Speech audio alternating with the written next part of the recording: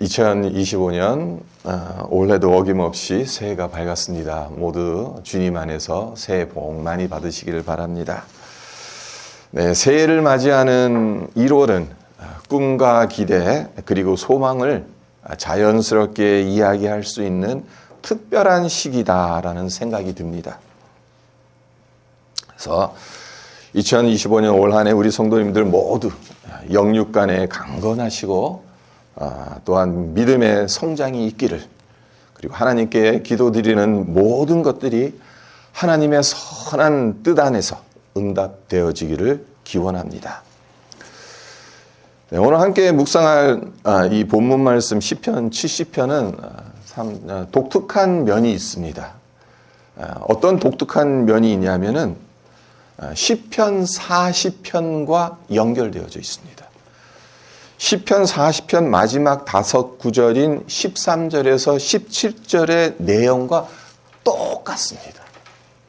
자, 한번 시편 40편으로 한번 가서 보세요. 그래서 13절부터 17절을 한번 보세요. 제가 읽어드립니다. 여호와여 은총을 베푸사 나를 구원하소서. 여호와여 속히 나를 도우소서. 내 생명을 찾아 말하려 하는 자는 다 수치와 낭패를 당하게 하시며 나의 해를 기뻐하는 자는 다 물러가 욕을 당하게 하소서. 나를 향하여 하하하하 하며 조소하는 자들이 자기 수치로 말미암아 놀라게 하소서. 주를 찾는 자는 다 주 안에서 즐거워하고 기뻐하게 하시며 주의 구원을 사랑하는 자는 항상 말하기를 여호와는 위대하시다 하게 하소서. 나는 가난하고 궁핍하오나 주께서는 나를 생각하시오니 주는 나의 도움이시오 나를 건지시는 이시라. 나의 하나님이여 지체하지 마소서. 자, 방금 전에 읽은 오늘 본문 시편 70편과 어떻습니까? 거의 글자 하나 다르지 않고 똑같죠. 차이점을 찾기가 참 어렵습니다. 굳이 차이점을 들라 한다면 시편 40편에선 여호와라는 호칭을 주로 사용하는 반면에 70편에서는 하나님이라는 호칭을 사용한다는 점이 다를 뿐입니다. 성경에 동일한 내용이 다른 책에 인용되거나 비슷한 내용이 같은 책에 반복되는 경우는 종종 있습니다. 하지만 동일한 내용의 시가 시편이라는 같은 책 안에 반복돼서 나오는 경우는 이 두 시가 유일무이할 겁니다. 근데 왜 이렇게 된 것일까요? 궁금하지 않으십니까? 시편을 편집한 편집자가 꼼꼼히 살피지 않고 실수로 중복 수록했기 때문에 이렇게 된 것일까요? 아니죠. 여기엔 분명한 목적이 있을 겁니다. 그것이 무엇이겠습니까? 많은 성경학자들이 이렇게 말합니다. 시편 40편이 먼저 기록되어졌다. 그리고 후대의 40편을 요약 재구성한 것이 70편이다. 둘 다 다윗의 시입니다. 근데 시편 40편이 다윗이 먼저 쓴 거예요. 근데 나중에 후대의 사람들이 이 시편 40편을 가지고 중요한 부분만 요약해서 발췌해서 시편 70편을 만든 거예요. 근데 그 근거가 이 시편 70편의 표제에서 찾을 수가 있습니다. 표제를 보시면 뭐라고 되어 있습니까? 다윗의 시로 기념식에서 인도자를 따라 부르는 노래라고 되어져 있습니다.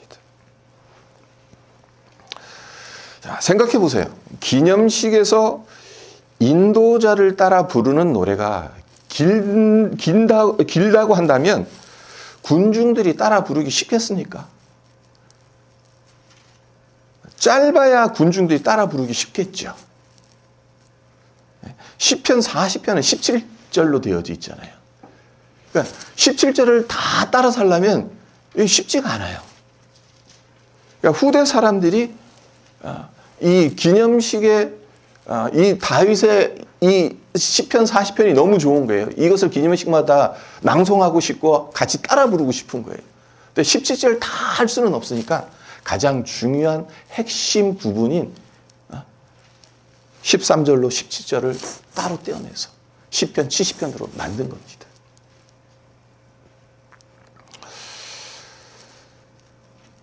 이거는 마치 유명한 가요나 팝송들을 리메이크하는 것과 같다라고 볼 수 있죠. 자, 리메이크 버전이 때로는 원곡보다 더 큰 인기를 얻어서 원곡 가수는 잊혀지고 리메이크한 가수가 원곡의 가수인 것처럼 잘못 알려진 경우가 많지 않습니까? 그러니까 대표적인 예가 I Will Always Love You 라는 노래 아시죠? 여러분은 이 곡을 누가 부른 노래로 알고 계십니까? 위트니 휴스턴이 부른 노래로 알고 계시죠? 저 역시 그렇게 알고 있었습니다. 1992년 개봉되었던 바디가드라는 영화의 주제곡. 그 당시 제가 이제 아마 미국에서 공부를 하고 있었을 거예요. 네, 그때 그 영화를 보면서 너무 멋진 사랑을 어떻게 저런 사랑을 할 수 있을까 뭐 이러면서 여러분도 혹시 보셨는지 모르겠어요. 그 영화. 케빈 코스터너가 바디가드 역할을 하고 위트니 휴스턴이 노래 부르는 가수로 네, 위트니 휴스턴이 엄청 정말 맛깔나게 불렀습니다. 이 노래를. 그래서 아직까지도 이 노래가 사람들에게 아주 그냥 강렬하게 이게 각인이 되어져 있어요. 그래서 I Will Always Love You라는 노래는 당연히 위트니 휴스턴이 부른 노래 아니야 그렇게 생각을 합니다. 하지만 이 곡의 원작자는 돌리 파튼이라는 컨트리 가수입니다. 1973년에 직접 작곡해서 부른 노래가 I Will Always Love You예요. 근데 그때는 별 인기를 못 끌었었나 봐요. 네. 위트니 휴스턴이 이 노래를 부르면서 엄청나게 전 세계적으로 아주 큰 영향을 끼쳤죠. 왜 이 말씀을 드리냐면요. 시편 40편이 원곡이나 다름없습니다. 그리고 시편 70편은 리메이크된 곡이라는 거예요. 근데 원곡의 감독은 유지하면서도 짧고 간결한 형태로 리메이크된 겁니다. 그래서 후대 사람들에게 많은 사랑을 받았다. 그래서 어쩌면 후대 사람들은 시편 40편보다는 시편 70편을 더 많이 알고 있었을는지 몰라요. 왜냐하면 기념식마다 불렀으니까. 그러니까 위트니 휴스턴이 I Will Always Love You 부른 것처럼 돌리 패턴이 잊혀져 버리고 시편 40편은 잊혀져 버리고 시편 70편이만 이렇게 기억나는 거죠. 그렇게 된 거예요. 그랬을는지도 모릅니다. 그런데 보통 기념식이라고 한다면 대부분의 경우에는 좋은 일, 즐거운 일 이런 것을 기념하는 경우가 많지 않습니까? 뭐 결혼 기념일이라든지 아니면 뭐 여러 생일도 기념일이잖아요. 어떻게 보면은 좋은 날을 기념하는 겁니다. 하지만 70편의 내용을 한번 읽어보세요. 우리가 흔히 떠올리는 기념식 분위기와는 전혀 다르다는 것을 발견하게 되죠. 자, 먼저 1절을 한번 볼까요? 하나님이여 나를 건지소서, 여호와여 나를 도우소서, 속히 나를 도우소서. 그리고 3절도 보시면요. 아하 아하 하는 자들이 자기 수치로 말미암아 뒤로 물러가게 하소서. 또 5절도 보겠습니다. 나는 가난하고 궁핍하오니 하나님이여 속히 내게 임하소서. 주는 나의 도움이시여 나를 건지시는 이시오니 여호와여 지체하지 마소서. 자, 이 내용들 기쁨과 축하하는 것으로 보입니까? 아니죠. 절박한 간구와 절규에 더 가깝지 않습니까? 그러니까 이 시를 따라 불러야 하는 기념식은 즐겁고 기쁜 기념식이 아니었던 겁니다. 광복절과도 같은 좋은 날, 그런 날이 아니었던 거예요. 비참함과 슬픔으로 가득 넘치는 현충일이나 국가의 폐망일과 같은 기념일일 가능성이 훨씬 더 큰 겁니다. 그러니까 성경학자들은 어떻게 추론을 하냐면요. 그러니까 유다 백성들이 바벨론에게 멸망당하고 바벨론으로 끌려가지 않습니까? 포로로 끌려가지 않습니까? 그러니까 그들에게 바벨론에게 멸망당한 그날 국가 폐망일입니다. 이스라엘이라는 나라가 이제 이 지구상에서 사라진 날입니다. 네. 포로로 끌려갔던 유다 백성들이 그 날을 기념일로 삼은 겁니다. 그래서 그 날을 잊지 말자는 거죠. 하나님께서 우리를 다시 어떻게 회복하실지 우리가 바라봐야겠지만 우리가 왜 망했는지 국가 폐망일을 기념하면서 이 시편 70편을 아마 따라 불렀을 거다라고 그렇게 이야기를 합니다. 그러니까 유다 백성들은 그들이 겪었던 이 고난, 그것을 이 시의 원작자인 다윗이 겪었던 고난과 동일한 것을 인식하는 겁니다. 그래서 고통의 순간들을 잊지 않기 위해 이 기념식 때마다 이 시를 불렀던 겁니다. 이런 맥락에서 보면 시편 70편은 단순히 짧고 간결한 형태로 리메이크된 시가 아닌 거죠. 고통 속에서도 하나님을 찾았던 다윗의 신앙 고백을 공동체적으로 기억하고 고백하는 겁니다. 그러니까 유다 백성들 이스라엘의 역사에서 가장 찬란했던 시기가 언제입니까? 다윗의 시대입니다. 최고의 성군으로 하나님의 마음에 가장 합한 자로 모든 사람들이 추앙하고 있는 성군 중에 성군으로 생각하고 있는 그 다윗 시대. 지금 패망한 상태에서 이 패망 기념일을 기념하면서 다윗 역시 어떠했다는 겁니까? 고난 속에 있었다는 거죠. 고통 속에 있었다는 거죠. 어려운 가운데 있었다는 거죠. 그러니까 그들의 처지를 다윗의 그 상황과 한마디로 싱크로나이즈 하고 있다. 그렇게 볼 수가 있는 겁니다. 자, 그렇다면 다윗은 어떤 상황에 놓여 있었길래 이런 절박한 시를 지어 불렀었겠습니까? 우리는 잘 알고 있습니다. 다윗이 지금 이 시편 자체만으로는 다윗이 어떤 상황에 놓여져 있었는지 정확하게는 알 수는 없습니다. 그 배경 설명이 전혀 없으니까. 하지만 확실한 것은 누군가로부터 조롱과 수치를 당하고 있다는 거죠. 2절에 보세요. 나의 영혼을 찾는 자들이 수치와 모한을 당하게 하시며. 무슨 뜻입니까? 지금 나를 조롱하고 무시하는 자들이 있다는 거예요. 그러니까 하나님 보복해달라는 겁니다.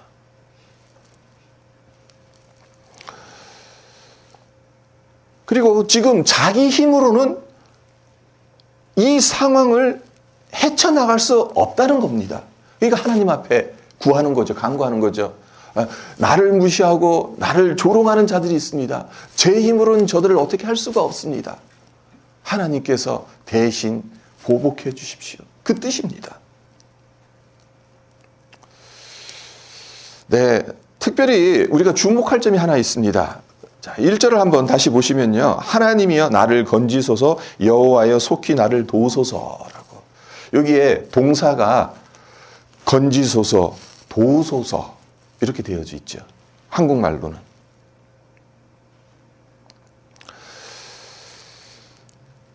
근데 히브리 원어로 보면요. 완전히 다릅니다. 히브리 원어로는 이 건지소서, 도우소서가 주동사가 아니에요. 이거는 부사구로 처리를 해요. 영어식으로 표현을 하자면 to deliver, to save 이렇게 부사구 형식으로 처리를 해요. 그러니까 주동사는 따로 있습니다. 우리 한국말에서는 찾을 수 없죠. 우리 한국말에서는 뭐냐면은 속히로, 그러니까 부사죠. 속히라는 단어가 히브리 원어로 보면 이게 원래 주동사입니다. 그러니까 마헤르라는 단어인데요. 히브리 원어로 그러니까 우리말로 번역하자면 서두르다, 급히 하다 이런 뜻입니다. 그러니까 다급함과 긴박한 심정을 표현하기 위해 사용하는 단어입니다. 그러니까 다윗이 간구한 것은 단순히 하나님 도와주십시오라는 그 도움을 요청하는 것이 아니라는 의미입니다. 하나님께서 응답해 주시기를 서둘러 달라는 다급하고 절박한 호소인 거예요. 지금 당장 숨이 넘어갈 것 같다는 겁니다.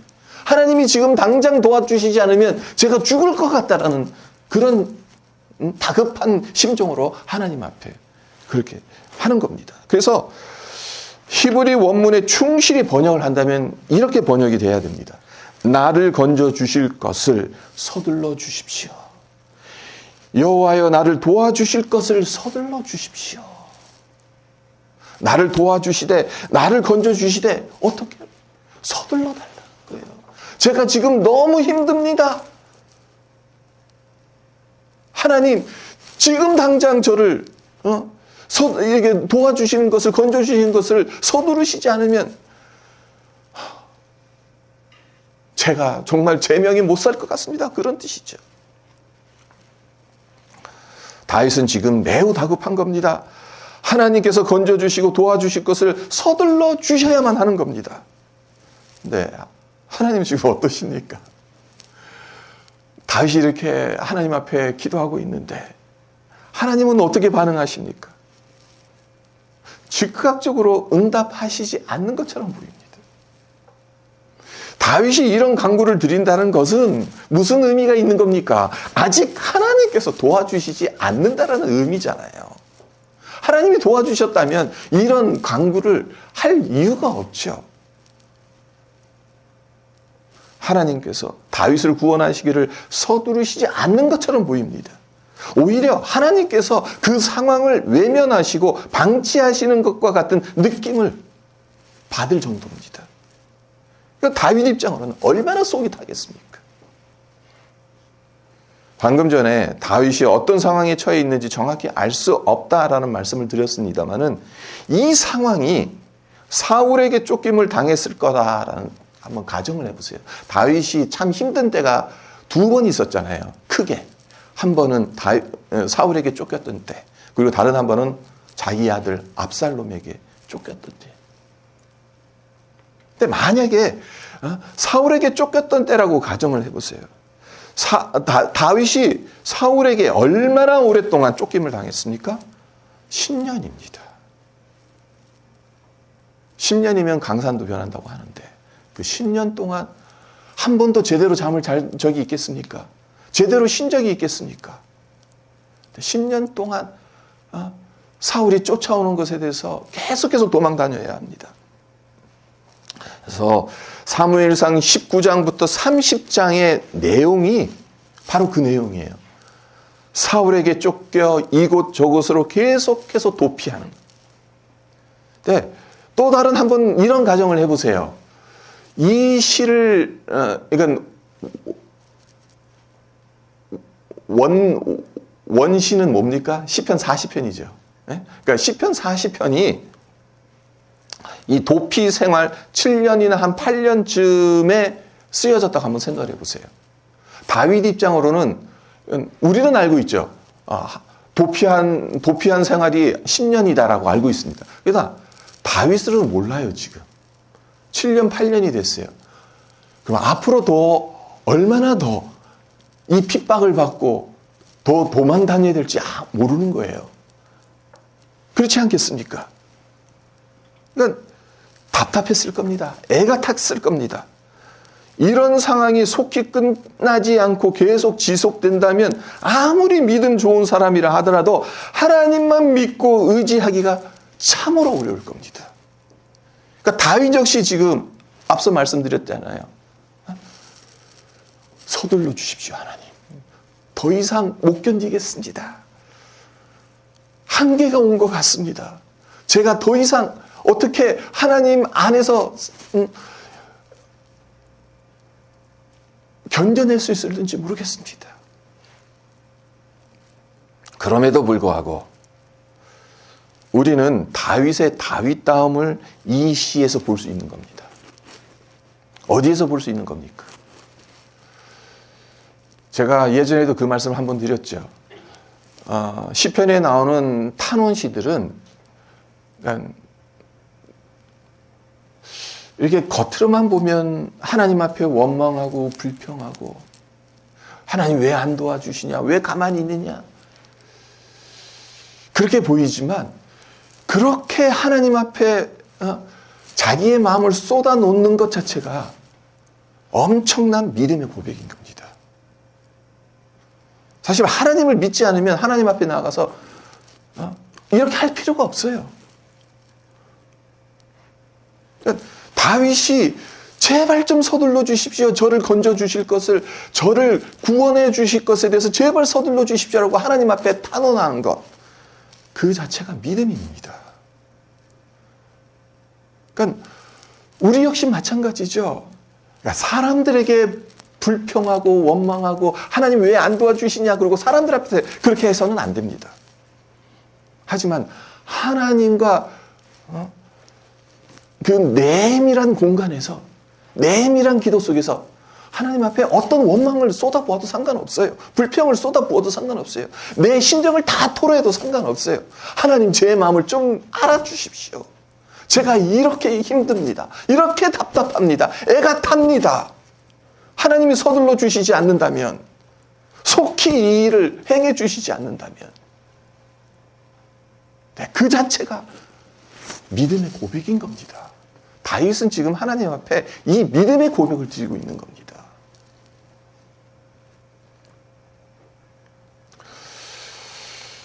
쫓김을 당하고 조롱당하고 고통받는 상황에 놓여 있는데도, 그리고 아직 하나님께서 어떤 행동도 취하시지 않았는데도 하나님 앞에 이렇게 기도드리는 것은 하나님께서 나를 건져주시고 나를 구해주실 것을 믿기 때문에 이 기도를 드리는 거겠죠. 이 믿음의 기도를 드리고 있다는 거죠.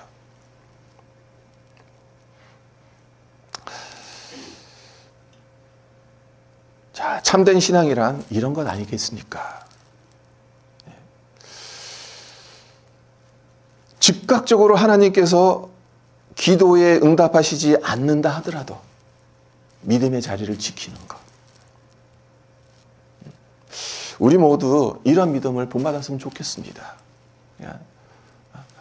그냥 힘들면 힘들수록, 우리 안에 문제가 있으면 있을수록 세상을 향해서, 사람을 향해서 불평불만하시지 마시고 하나님 안에서 여러분의 심정을 다 토로하십시오. 하나님은 그것을 믿음의 고백으로 받아주실 겁니다. 자, 이제 4절로 넘어갑니다. 주를 찾는 모든 자들이 주로 말미암아 기뻐하고 즐거워하게 하시며 주의 구원을 사랑하는 자들이 항상 말하기를 하나님은 위대하시다 하게 하소서. 다윗이 하나님께 간구하는 것, 그것은 말로 다할 수 없는 고통 가운데서도 주를 찾는 모든 자들이 주로 말미암아 기뻐하고 즐거워할 수 있는 힘을 달라고 기도하고 있죠. 주의 구원을 사랑하는 자들이 항상 말하기를 하나님은 위대하시다 하게 해달라는 간구를 하고 있습니다. 네, 여기 나오는 주를 찾는 모든 자들, 주의 구원을 사랑하는 자들, 누구서부터 시작하는 겁니까? 다윗 본인에게서부터 시작하는 거죠.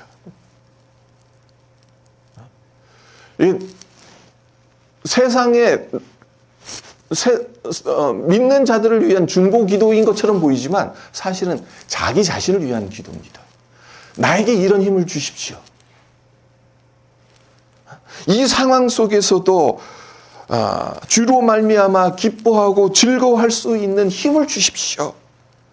하나님은 위대하신 분인 것을 고백할 수 있는 힘을 주십시오. 편한 환경에서 드리는 기도가 아니잖아요. 고통과 시련 속에서도 이 기도를 드리고 있는 거죠. 하나님은 다윗의 이러한 면을 귀하게 보셨습니다. 그래서 그를 두고 내 마음에 합한 자라는 최고의 칭찬을 하셨던 이유 역시 여기에 있는 겁니다.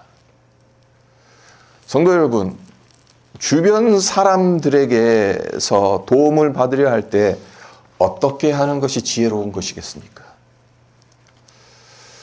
상대방이 도와주고 싶은 마음이 들도록 진심과 겸손으로 도움을 요청하는 것이겠죠. 만약 잘난 척하면서 나는 아쉬울 것 없는데 이러면서 그러면서 도와달라고 한다면 도와주고 싶은 마음이 있다가도 사라질 겁니다. 네가 알아서 해라. 잘났는데 네가 알아서 하겠지. 그런 생각이 들지 않겠습니까? 하나님도 똑같으십니다. 하나님께서 어떤 사람을 도와주고 싶으시겠습니까? 잘난 척하면서 그래도 하나님 도와주시면 좋고요. 안 해도 어쩔 수 없고요. 자기 자존심 다 세우면서 하나님 도움 요청하는 사람은 하나님 도와주시기를 원하시겠습니까? 아닙니다. 겸손하게 하나님 정말 당신의 도움이 필요합니다. 납작 엎드려서 그렇게 간구하는 자들이 죄를 솔직히 고백하고 부족함을 솔직히 시인하며 하나님의 은혜를 구하는 사람에게 하나님께서 은혜를 베푸시는 겁니다. 다윗은 이런 점에서 매우 지혜로운 자였습니다. 하나님이 무엇을 좋아하시는지, 어떻게 하면 하나님의 마음을 움직일 수 있을지를 잘 파악했던 사람이었습니다. 그렇습니다. 우리가 하나님 앞에 나아갈 땐 우리의 자존심을 다 내려놓아야 합니다.